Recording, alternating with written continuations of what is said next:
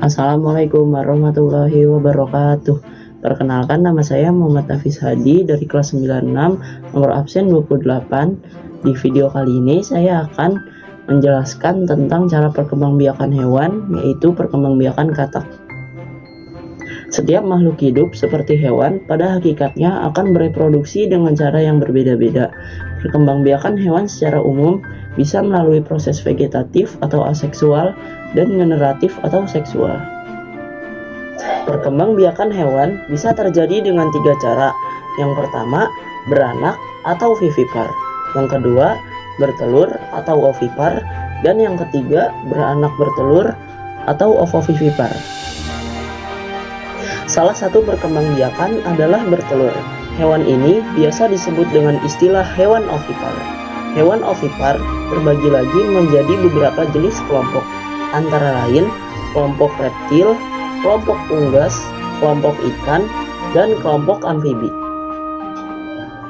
Amfibi adalah sebutan bagi hewan yang hidupnya bisa di dua habitat, yaitu darat dan air. Salah satu contoh binatang yang tergolong hewan amfibi adalah katak. Metamorfosis merupakan tahapan proses perkembangan hewan berupa struktur dan fungsi organ tubuh dari lahir yang berbentuk telur hingga tumbuh menjadi dewasa.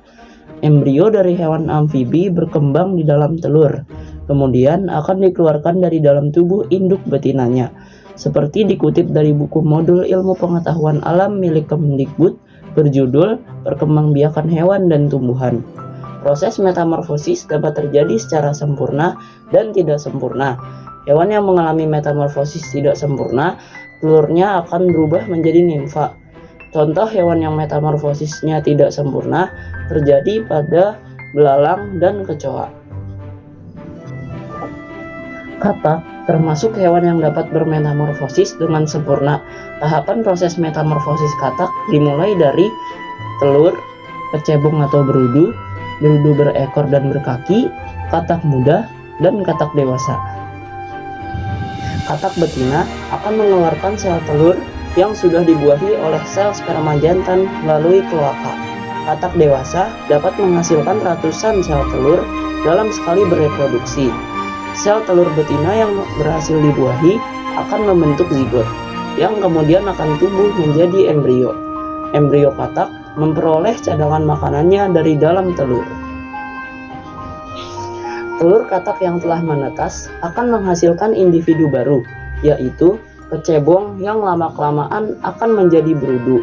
Berudu hidupnya masih di dalam air dan bernafas menggunakan insang. Berudu ini akan berkembang bermetamorfosis hingga ekornya menghilang, yang kemudian menjadi berudu berkaki 2 hingga berkaki 4. Berudu berkaki 4 akan menjadi katak muda. Katak muda nantinya tumbuh menjadi katak dewasa. Katak dewasa akan lebih banyak hidup di darat karena katak dewasa telah bernafas dengan menggunakan paru-paru dan kulit. Katak dewasa hanya sesekali ke dalam air mencari betinanya untuk kawin dan bereproduksi kembali.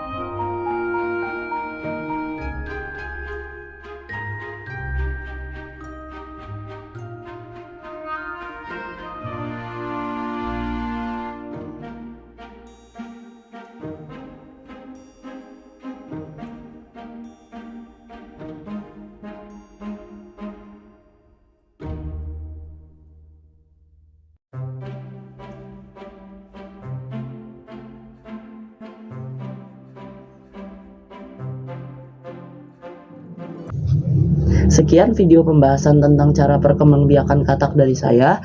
Kurang lebihnya mohon maaf. Terima kasih. Wassalamualaikum warahmatullahi wabarakatuh.